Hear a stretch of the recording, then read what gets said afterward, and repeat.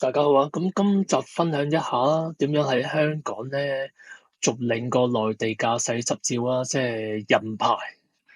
咁我其實有幾個途徑嘅。如果你個人牌到期咧，第一可以上微信官方車管所去做翻個 booking，跟住就上去預約啦。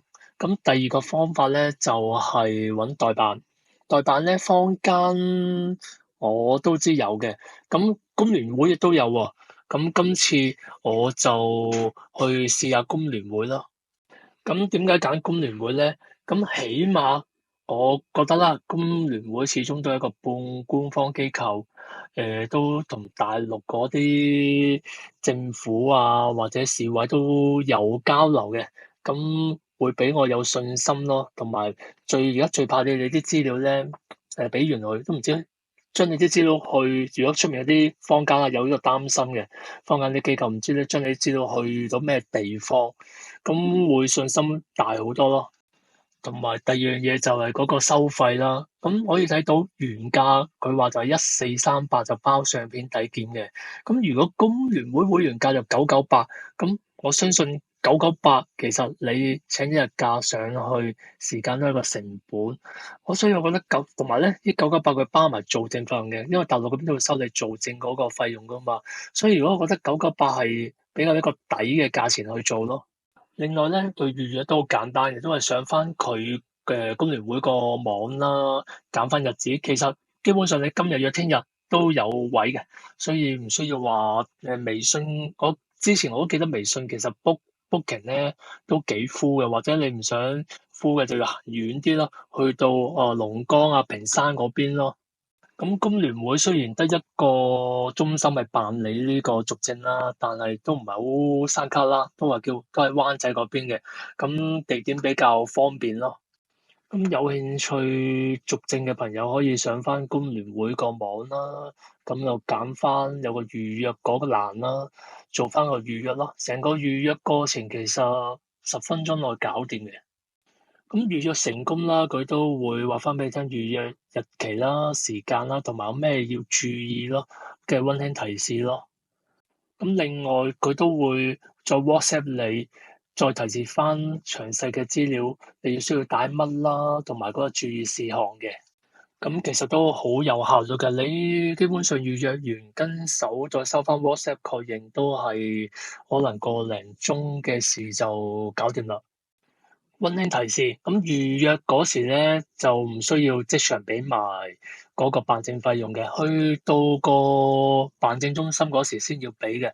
咁未去辦證中心之前，記住啦，就去翻工聯會個網站啦，登記翻做個會員先，咁先可以享用翻呢個998呢個優惠價去辦證嘅。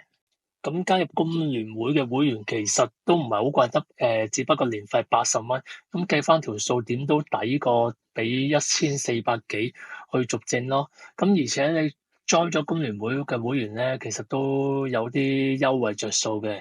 咁同埋成個 join 個會員個過程都係喺網上面搞，俾錢都係用支付寶啊、Alipay 嗰啲嘅。咁其實冇乜難度，都好快嘅。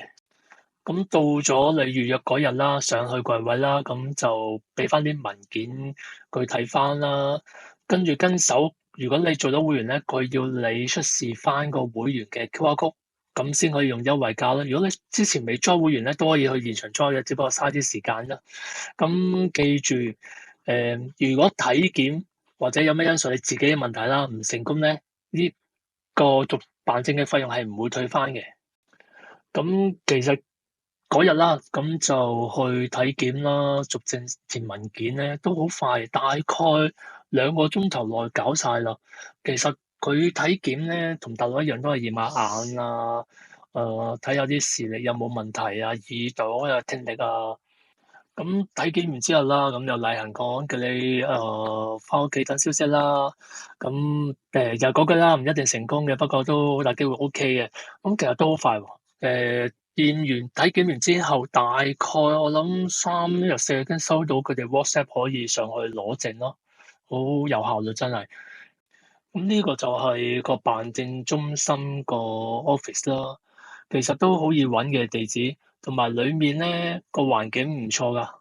坐喺度等嗰時，起碼有冷氣涼下啦，同埋都乾淨嘅。職員咧都好有耐心禮貌去解答你問題啦。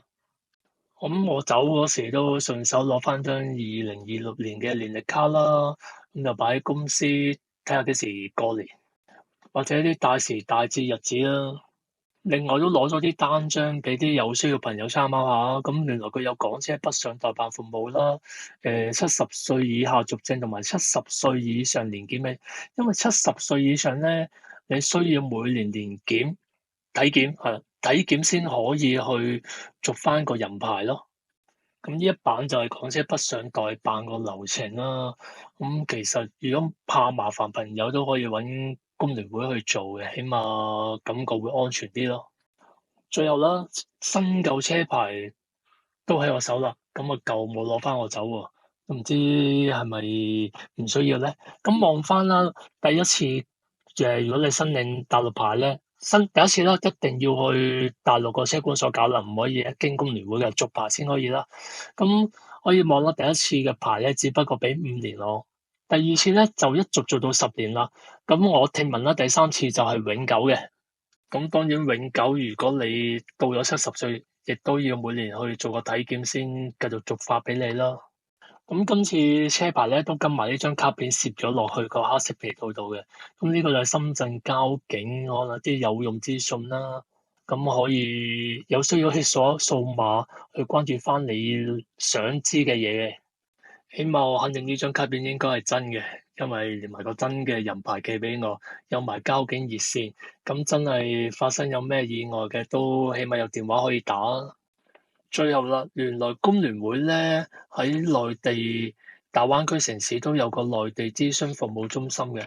咁佢其實嗰個諮詢中心，中山啊、廣州、深圳、東莞、惠州都有嘅。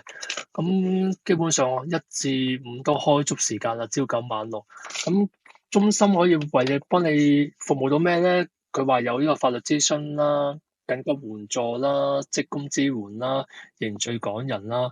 咁如果大灣區居住嘅朋友或者做嘢嘅朋友，其實都幫到手嘅。起碼你真係發生問題，你又唔知揾咩部門去對接，起碼工聯會清楚好多，會幫到你手咯。咁最後利申啦，其實我冇幫工聯會賣廣告嘅。佢哋選舉我都好似冇投過工聯會嘅。不過經過今次都令我改觀啦，即係唔淨止樓下派下月餅派下月曆嘅，仲有其他真係實用幫到手咯。